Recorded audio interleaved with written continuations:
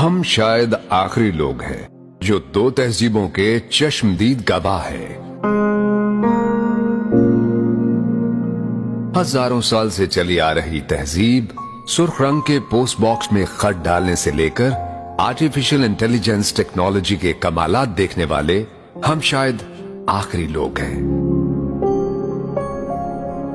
وہ مٹی کے بنے گھر، کچے صحن، گھڑے کا پانی، ٹاٹ والے اسکول، تختی اور سلیٹ، سیاہی کی دبات اور کانے سے بنا قلم، کاچی کی بھینی خوشبو، سٹاپو، پٹھو گرم، چھپن چھپائی، کنچے اور کوکلا شپاتی جیسے کھیل، صحن میں چار پائیوں کی قطار، مٹی کی ہانڈی اور لسی کی مدھانی، وہ کھیتوں میں بیل کے ذریعے چلتے ہل، درانتی سے گندم کی کٹائی اور گاؤں کی چوپال پر حکے کی گڑگڑاہٹ میں بزرگوں کی محفل، شام ڈھلتے ہی مٹی کے تیل سے جلنے والے لیمپوں کی ہلکی لو، ریڈیو پر فریکوینسی سیٹ کرتے کرتے اور آسمان پر ستارے گنتے گنتے نیند کی آگوش۔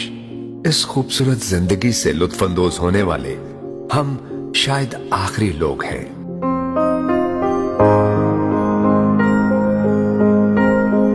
1950 سے لے کر 1990 کے درمیان پیدا ہونے والے ہم خوش نصیب لوگ ہیں جنہوں نے ہزاروں سال سے چلتی آ رہی اس تہذیب اور روایات کو دیکھا ہے۔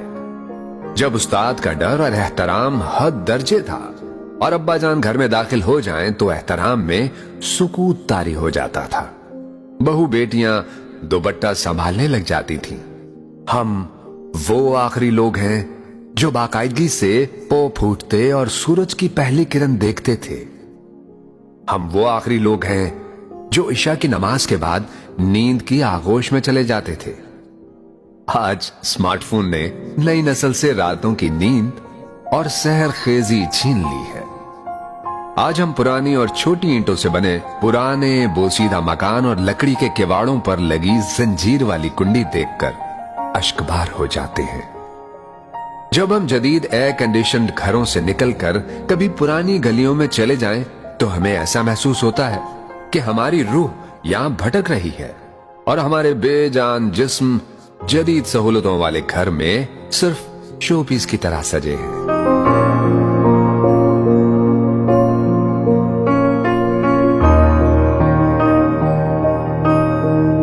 1950 سے 1990 کے درمیان پیدا ہونے والے ہم خوش نصیب لوگ ہیں کیونکہ ہم وہ آخری لوگ ہیں جنہوں نے مٹی کے بنے گھروں میں بیٹھ کر پریوں کی کہانیاں سنی، جنہوں نے اپنے پیاروں کے لیے اپنے احساسات کو خط میں لکھ کر بھیجا اور ہفتہ بھر ڈاکیے کا انتظار کیا۔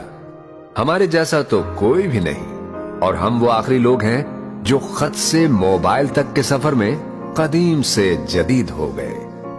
ہمیں بڑے اور کچے صحن میں قطار میں بچھی چارپائیاں اور ان کے قریب لکڑی کے سٹینڈ پر سجے ٹھنڈے پانی کے گھڑے بے حد یاد آتے ہیں، بے حد یاد آتے ہیں۔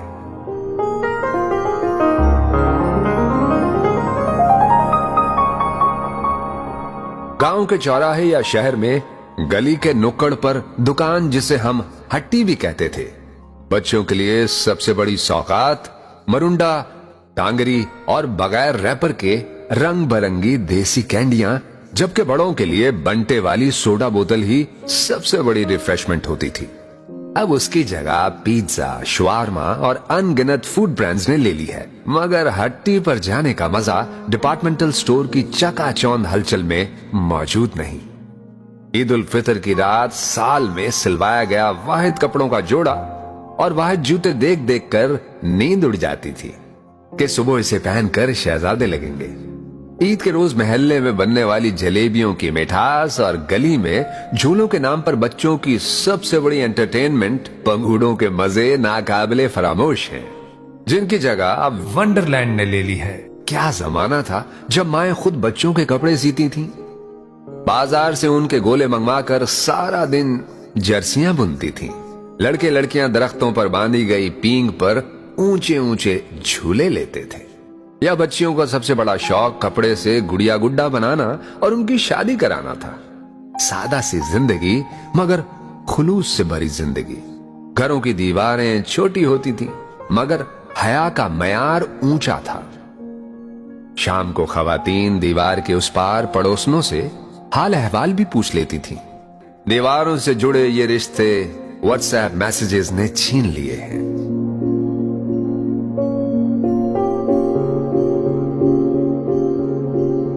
हम वो आखिरी लोग हैं जिन्होंने हकीकी खुशी से भरी शादियां देखी हैं, जब एक हफ्ता कबल रिश्तेदार घरों में आकर बराजमान हो जाते, नागवारी की बजाय दिल खुशी से शाद हो जाते थे। सादा मगर खुशी से लबरेज रस्म रिवाज, बारात और ढोलक पर घर के सहन में बड़ी बियों की निगरानी में खानदान और महल्ले की लड़कियों और खवातीन के रिवायती गाने, और घर के सहन में दूल्हा के सेहरे की तकरीब और घड़ोली की ना भूलने वाली रस्म। अब मॉडर्न शादी हालों में स्टेटस का मुकाबला है। शादी की वो रिवायती रौनक नापैद हो चुकी है। हम वो आखिरी लोग हैं जो हजारों साल पुरानी चली आ रही तहजीब की यादें सीने में समेट कर अपने आबाओ अजदाद के उस देश की तरफ सफर पर गामजन हैं, जहां पहुंचने के बाद हमारे पीछे मशीनी इंसानों और जज्बात से खाली एआई की दुनिया होगी, और फिर उन पुरानी यादों और कुंडी लगे किवाड़ों की अहमियत को समझने वाला कोई नहीं होगा, कोई नहीं होगा। हम आखिरी लोगों के दिलों में बस यही दिल की भड़ास थी जो कह डाली, आदाब।